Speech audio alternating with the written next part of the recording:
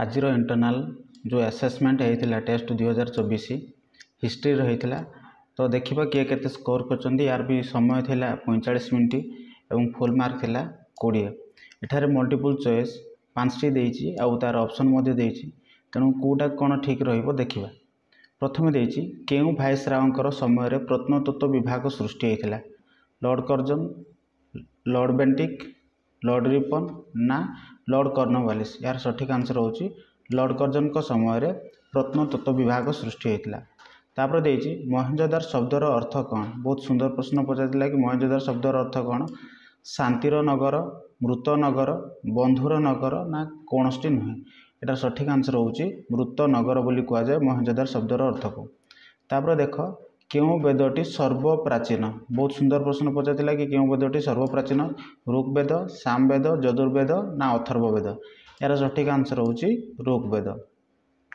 D number देती ब्रह्मा विष्णु और शिवंकर पूजा केबे आरंभ करागला। ऑप्शन देती परवर्ती वैदिक जुगरे, ऋग वैदिक जुगरे, साम वैदिक जुगरे ना मध्य वैदिक जुगरे। यार सठिक आंसर होची परवर्ती वैदिक जुगरे ब्रह्मा विष्णु महेश्वरंकर पूजा आरंभ करा जायथिला। तापर देती गांधार राजधानी नाम कौन। गांधार राजधानी कौन थिला तांकर। ओके ऑप्शन देती पाबा, तक्षशिला, कुशनरा ना वाराणसी। यार सठिक आंसर होची कि गांधार राजधानी थिला तक्षशिला। तापर देख आंसर एनी 3 क्वेश्चन कौन सी 3टी प्रश्नर उत्तर देवाई कही आ प्रत्येक प्रश्न पर 2 मार्क रही टोटाली 6 मार्क। प्रश्न पड़ता कि भारतर 2टी महाकाव्यर नाम कौन। भारतर 2टी महाकाव्य बहुत सुंदर प्रश्न पड़ता। आंसर होची भारतर 2टी महाकाव्य कौन रामायण आउ महाभारत। रामायण आउ महाभारत यहाँ 2टी महाकाव्य थिले। यह हिंदू धर्मर 2टी धर्म साहित्य। रामायण वाल्मीकि रचना करथिले। एठारे रामंकर वनवास एवं युद्ध संपर्क में वर्णना करा जायछि। ठीक सेमिति महाभारत जोटा थिला एटा मध्य व्यासदेव रचना करथिले एवं महाभारत पांडव एवं कौरव मध्य होइतबा संघर्ष विषय जाना पड़े। एटा थिला प्रश्न, एटा थिला प्रथम प्रश्न। द्वितीय प्रश्न थिला हरप्पा संस्कृति को आविष्कार करिथिबा 2 जण प्रत्नतत्वविद नाम लेख। प्रथमतः लिखा कि हरप्पा संस्कृति जोटा थिला सिंधु नदी कूल गढ़ी उठिथिला।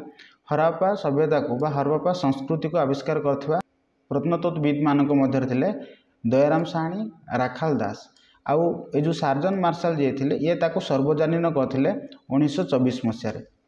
सी नंबर देछि परवर्ती वैदिक जुगरे व्यवहृत होउथबा 2टी स्वर्ण मुद्रार नाम लेख।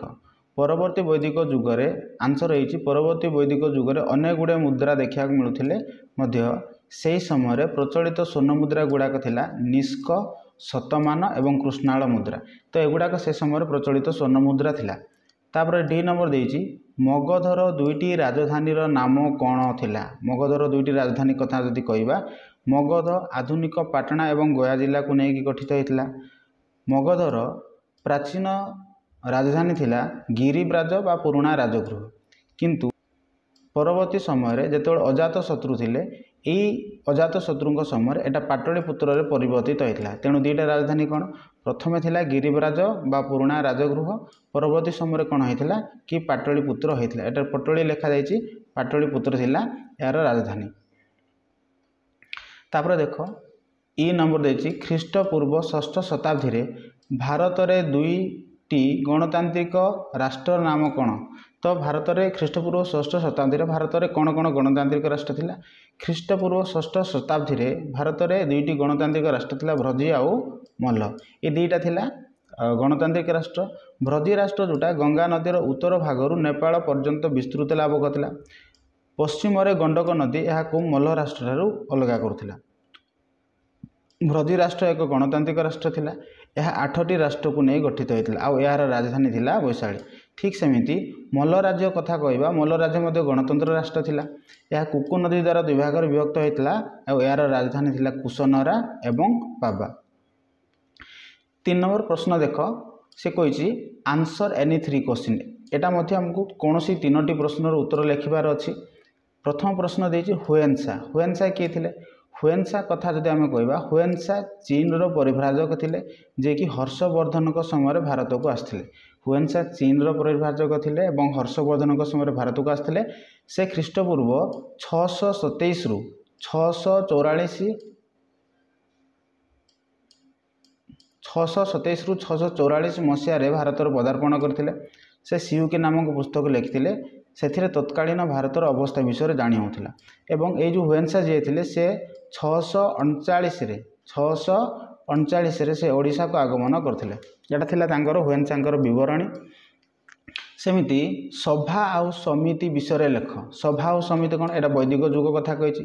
ଋକ୍ ବୈଦିକ ଯୁଗରେ ସଭା ସମିତି ଥିଲା ଜନପ୍ରିୟ ରାଜନୈତିକ ସଂଗଠନ। ଏଇଟା ଜନପ୍ରିୟ ରାଜନୈତିକ ସଂଗଠନ ଥିଲା। ସଭାର ମୁଖ୍ୟଙ୍କୁ ସଭାପତି କୁହାଯାଉଥିବା ବେଳେ ସମିତିର ମୁଖ୍ୟଙ୍କୁ ସେହି ସମୟରେ ପତି ବା ଇଶାଣ ବୋଲି କୁହାଯାଉଥିଲା। ପତି କୁହାଯାଉଥିଲା ବା ଇଶାଣ ବୋଲି କୁହାଯାଉଥିଲା। ସଭାରେ ସ୍ଥାନୀୟ ନିୟମ ପ୍ରଣୟନ କରାଯାଉଥିବା ବେଳେ ସମିତିରେ ଯୁଦ୍ଧ, ରାଜ୍ୟ, ଶାନ୍ତି ପ୍ରତିଷ୍ଠା ଆଦି କାର୍ଯ୍ୟ ସେଠାରେ ସମ୍ପାଦନ ହେଉଥିଲା।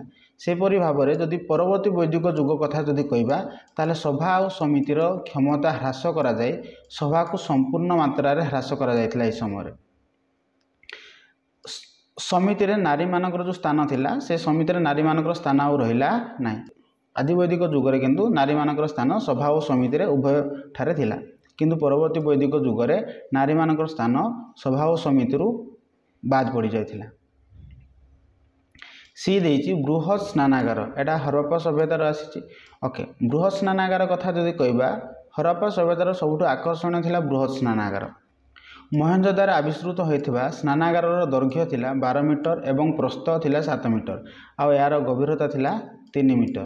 ସ୍ନାନାଗାର ସହିତ ଗୋଟେ ପାଛବ ଶ୍ରେଣୀ ସଂଲଗ୍ନ ହୋଇଥିଲା। ନାଳ ସାହାଯ୍ୟରେ ସ୍ନାନାଗାରକୁ ପାଣି ଯୋଗାଇ ଦିଆଯାଉଥିଲା। ଏଇଟା ଥିଲା ସି ନମ୍ବର ପ୍ରଶ୍ନ। ତେଣୁ ଯେଉଁମାନେ ଲେଖିଛନ୍ତି ବହୁତ ସୁନ୍ଦର ପ୍ରଶ୍ନ ଏଇଟା ପଡ଼ିଥିଲା।